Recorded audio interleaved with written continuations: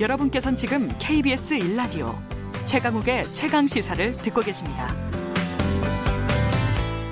더불어민주당 전당대회가 보름 남짓 남은 상황에서 당대표 선거의 열기가 점점 고조되고 있습니다. 그래서 오늘부터 3일간 당대표 후보로 나선 세 분을 차례대로 만나보는 시간을 가질 텐데요. 오늘은 먼저 경제당대표를 공언하며 출사표를 던진 분이죠. 더불어민주당 김진표 의원 연결해서 얘기 들어보겠습니다. 의원님 안녕하십니까? 네, 안녕하세요. 예, 저 민주당 당권 레이스가 이제 중반전에 돌입했는데요. 지금까지 판세를 1강 2중이다 이렇게 보는 시각이 많아요. 의원님께서는 스스로 어떻게 평가를 내리시겠습니까? 네, 저는 동의하지 않습니다. 예. 제가 이제 만나본 많은 사람들 그리고 또 대부분의 여론조사에서 우리 당에 대한 최근의 지지율 하락이라든가 그 큰 원인을 전부 민생 경제 살리는 게 미흡하다 이런 쪽에 초점이 모아지고 있지 않습니까? 예. 그래서 시간이 가면 갈수록 유능한 경제 정당을 만들 경제 당대표를 찾는 그런 것이 대세가 되리라고 생각합니다. 알겠습니다. 예, 슬로건 말씀해 주신 것처럼 유능한 경제정당, 경제당대표 이렇게 내세우셨는데요. 현 정부 경제정책의 가장 큰 문제는 뭔가요? 네, 그거는 이제 문재인 정부는 포용적 성장 정책을 받아들이면서 경제의 수요 면에서는 소득 주도 성장을, 공급 면에서는 혁신 성장 두 날개로 나르려고 하는 것이죠. 그런데 소득 주도 성장은 속성상 성과는 적어도 3년 이상 걸리는데 반해서 시행 초기에는 부작용이 많이 나타날 수밖에 없는, 왜냐하면 5천 명 모두에게 적용되니까요. 그런 특성이 있습니다. 따라서 이 수요면의 소득주도 성장과 함께 혁신 성장이 활발히 일어나서 그런 어려움을 좀 넘어서야 되는데 혁신 성장이 좀 더디게 나타나는 것이 문제라고 생각합니다. 혁신 성장의 핵심은 지금까지의 재벌 주도 성장을 대체할 수 있는 중소벤처 산업들이 활발하게 창업 열풍이 일어나줘야 되는데 그것을 가능하게 하려면 금융이 지나치게 안정 위주로 융자 위주로 운영되는 것을 선진국처럼 60% 이상이 투자로 바뀌어가는 게 대세거든요. 그래서 우리는 지금 투자의 비율이 1.2%밖에 안 됩니다. 그래서 융자에서 투자로의 금융개혁을 활발히 일으켜서 그 혁신 성장을 앞당기는 일. 이것이 제대로 안 되고 있어서 그걸 어떻게 빨리 촉진시키느냐가 과제입니다. 금융이 소위 예대마진으로 이자 장사를 할 게 아니라 투자를 적극적으로 해야 된다. 이게 중요하다는 말씀이시죠. 금융기관이 어떤 기업의 미래 성패에 대해서 가장 정확하게 평가할 수 있는 능력을 갖춘 단체인데 자신은 전혀 위험 부담하지 않고 모든 위험 부담을 중소벤처기업 보고 지고 창업하라 이러니까 그 창업 열풍이 일어날 수가 없겠죠. 근데 의원님 혁신 성장의 핵심이 중소벤처기업이라고 하셨는데 최근 김동연 경제부총리가 삼성전자 이재용 부회장 평택에서 만나가지고요. 이게 혁신 성장이라는 구호를 외치는 장면도 나오고 그런데 하여튼 청와대가 김 부총리한테 삼성 방문에 대한 우려를 전달했다 이런 얘기가 나오면서 불협화음 논란까지 나왔거든요. 이 문제에 대해서는 어떻게 생각하십니까? 이것은 이제 당정청이 좀 더 긴밀하게 일체감을 가지고 사전에 미리 다 조율하고 협의했다라면 이런 불협화음이 나올 수가 없겠죠. 근데 그렇게 불협화음이 나왔다는 것 자체는 아쉬움이 있고 지금 국민들이 경제 살리기에 모든 노력을 집중해도 어려울 판에 이게 무슨 짓이냐 이런 비판을 하실 수 있을 것 같아요. 이런 점에서 저는 당대표가 되면은 좀 더 당정청의 협의를 긴밀하게 해나갈 필요가 있다고 생각합니다.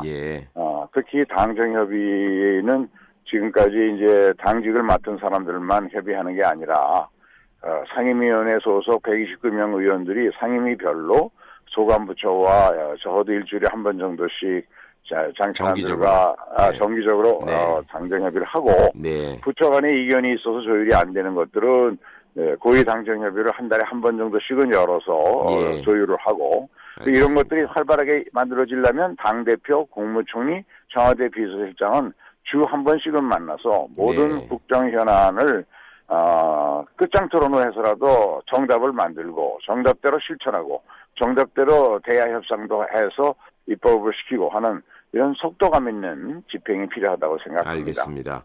의원님, 그런데 민주당 지지자들 중에서는 이 지금 피고인 이재용 부회장을 만난 것과 관련해서 벌써부터 현 정부의 재벌 계획이 후퇴하는 거 아니냐 이런 우려를 표명하는 분들이 많던데 의원님 개인적으로는 재벌 계획에 대해서 어떤 입장이세요? 재벌 개혁은 꼭 필요하죠. 왜냐하면 네. 예, 재벌들이 60년대, 70년대에는 우리 경제 고속 성장에서 역할을 했습니다. 예. 그런데 그때 성장 전략은 주로 베끼기 성장 전략이었거든요. 선진국이 다 해보고 성공한 것만 그대로 베끼니까 성공 확률이 90%, 100% 이렇게 되니까 속도감 있게 집행하느라고 저임금의 장시간 근로 이런 전략을 가지고 했었죠. 그런데 80년대 후반에 가서 우리나라의 제조업의 모든 분야에서 세계 이제 상위권 차지하지 않았습니까? 예. 그러다 보니까 이제는 더 베낄 게 없으니까 재벌 대기업들이 그때부터는 우리 국내의 이 유통산업을 장악하고 중소기업 영역을 마구 침탈하고 네. 이래서 이제 이것이 많은 그 양극화의 부작용이라든가 성장 동력의 약화라든가 특히 그 벤처기업의 기술 탈취 같은 거, 그렇죠. 중소기업 골목상권 침해. 그러니까 결국 재벌들이 그 거대한 조직을 이용한 지대 이익을 추구하고, 또 스스로는 가능하면 혁신 투자 같은 재벌을 위해서나 나라 경제를 위해서 필요한 투자는 안 하고, 그러면서 또 소유 지배 구조는 너무 지나치게 구시대적으로 계속 오너 리스크가 일어나고 이런 문제들이 있어서 재벌 기업을 위해서도 이 소유와 지배 구조를 글로벌 스탠다드에 맞게 개혁해 줘야 하고요. 그다음에 혁신 투자를 만들어내려면 종전의 거대 프로젝트를 혁신 투자하기는 쉽지 않으니까 재벌 기업들이 가지고 있는 여유 자금을 가지고 유망 중소벤처기업을 찾아서 투자하는 것을 가능하게 해주는 그런 물꼬를 열고 소유나 지배구조는 글로벌 스탠다드에 맞게 바꿔주는 그리고 대중소기업이 상생 협력할 수 있도록 중소기업의 고유 영역에 침범하는 것은 법으로 규제하고 해서 공정경제가 이루어지도록 하는 이런 개혁은 꼭 필요합니다. 네, 공정경제를 위한 개혁. 그러니까 이제 그 분석이나 방향에 대해서 많은 분들이 공감하실 것 같은데요. 그런데 지금 골목상권에 들어가서 이미 편하게 돈 벌고 있던 재벌이 쉽게 그걸 포기하겠냐 이런 걱정이 있죠. 그래서 이제 이번에 공정거래위원회에서 재벌들의 여유 자금을 유망 중소벤처기업을 찾아서 투자하도록 길을 열어주고 그러면 이제 그 기업들 중에서 대부분은 M&A 시장에서 팔아서 그것을 차익을 얻는 것을 주된 수입원으로 하겠지만 어떤 기업이 자기 재벌 기업이 필요하다 그러면 새로운 기술로 갈아 낀다는 차원에서 그 기업을 계열사로 이제 가져올 수 있겠죠. 대값 주고 사야죠. 기술 탈취하는 게 아니라. 제값 주고 사라. 그러면 그런 경우에 재벌이 자꾸 문어발식으로 계열사를 확장하면 안 되니까. 자산 총액 한도제를 둬가지고 그 새로 편입한 기업의 자산 가치만큼 옛날에 가지고 있던 기업을 팔아라. 매각을 강제하고 그렇지 않으면 과태료를 매기고 이렇게 함으로써 기업들 동전의 유통 과정이라든가 중소기업 영역까지 운영하던 그런 기업부터 먼저 팔도록 유도해서 우리 경제가 전체적으로 잘 순환이 되고 중소기업 유통산업이나 이런 것들은 대부분 중소기업의 영역으로 다시 넘겨주는 그런 새로운 혁신이 필요할 것 같습니다. 잘 알겠습니다. 자, 의원님께서 지금 그 이재명 경기지사 문제 언급하신 거를 짚고 넘어가지 않을 수 없을 것 같은데요. 그러니까 이게 비위 의혹이 제기된 사람이 당에 부담이 되니 거취를 결정해라. 이렇게 지금 요구를 하셨는데 근데 일각에서는 그렇다면 김경수 지사도 근거가 있건 없건 비위가 제기됐으니 역시 똑같이 지적하셔야 되는 거 아니냐. 두 사람의 차이가 뭐냐. 이런 의견을 제시하는 분들이 많더라고요. 저는 두 사안은 전혀 다르다고 생각합니다. 왜냐하면 이재명 지사도 많은 도덕성 문제가 제기됐지만 그러나 이 지사가 우리 당의 경기도지사 후보 시절에는 당이 당원들로부터 엄청난 비난과 욕을 먹으면서도 이재명 지사를 지키고 보호해 줬습니다. 그래서 당선을 시켰죠. 그런데 이제 당선 이후 취임하고 업무를 수행하는 과정에서 그 의혹이 불거지지 않고 더 확산되고 새로운 의혹까지 추가되고 하기 때문에 이 문제는 당이 어떻게 도와줄 방법이 없으니 그 도덕성의 문제는 본인이 해결할 수밖에 없으니까 예. 좀 더 적극적으로 소명을 해서 당에 미치는 그런 부담과 부작용을 좀 끊어달라. 네. 그리고 아니고 이것이 제기되는 의혹의 숫자가 너무 많으니까 네. 만일 이게 4, 5년 계속해서 이게 재판까지 끌고 가게 되면 계속해서 당에 부담을 주니까 네. 우리 당에 서영교 의원의 전례가 있습니다. 예, 말씀하셨죠. 사무실 운영과 관련해서 문제가 제기되니까 자기는 억울하지만 당에 부담 주기 싫다. 그래서 탈당해서 한 1년여 만에 다 정리하고 다시 돌아와서 지금 활발하게 의정활동하고 있거든요. 네. 그런 사례를 가지고 이제 본인의 결단을 촉구했던 것이고요. 예, 김경수 지사 문제는 네.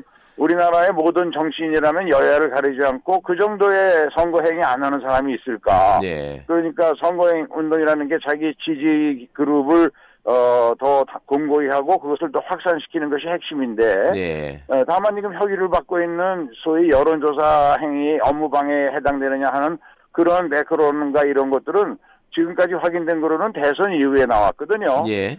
대선 이전에 그런 행위를 했느냐 여부를 이제 따져보려면 사법부의 판단이 불가피하죠. 예. 그런데 저는 김경수 지사를 개인적으로 노무현 정부 인수위 때부터 잘 압니다. 그러시죠. 그 네. 사람이 기본적으로 착하고 선한 사람이고 법이 위반되는 사실을 알았다면 절대 안 할 사람입니다. 그런데 네. 제가 보기에도 저도 김경수 지사와 똑같은 선거운동을 했거든요. 예. 그 대통령 당선을 위해서 그렇게 열심히 선거운동을 한 것을 당이 지키고 보호해줘야지. 예. 안 그러면 앞으로 누가 선거운동하겠습니까? 알겠습니다. 두 사안은 전혀 성격이 다릅니다. 도덕성의 문제, 그다음에 선거운동을 위한 당의 헌신의 문제, 이게 층위가 다르다 이런 말씀이신 것 같습니다. 네네. 의원님 마지막 질문이 될 것 같은데 한 1분 정도 남았습니다. 지금 개혁입법 처리를 위한 협치 문제, 뭐 이런 부분에 대한 견해를 좀 듣고 싶습니다. 저는 1분 정도. 정답은 이제 개별 사안별로 전략적 협치를 할 수밖에 없다고 생각하고요. 예. 그 이유는 현재의 의석 분포 상황 속에서는 어떠한 이제 정치공학적인 연대나 통합 같은 것들은 당의 분열만 조장하지 아무 실효가 없습니다. 왜냐하면 예. 그렇게 해봤자 150석이 넘는 게 아니고요. 그렇죠. 현재 의회 선진화법의 여러 가지 구조로 보면 180석을 넘어야 제대로 된 개혁 입법 추진이 가능하니까 어차피 자유한국당과의 전략적 협치를 만들지 않고서는 안 되기 때문에 야당의 합리적 주장은 받아들이겠다는 자세로 야당을 적이 아니라 경제 살리기의 경쟁적 동반자로 보는 그런 자세를 가지고 자주 만나서 모든 걸 소통하는 것밖에 답이 없고 그래서 전략적 협치가 답이라고 생각합니다. 예, 민주평화당과의 합당 문제는 어떻게 보십니까? 선거구제를 개편하면 전혀 가능하지도 않고 지금으로서는 오히려 당의 분란만 조장할 뿐 전혀 도움이 안 되는다고 생각하죠. 아, 전혀 도움이 안 된다. 네. 예. 의원님 마지막으로 올드보이다, 보수적이다 이런 비판에 대한 반박 한 10초만 해주시죠.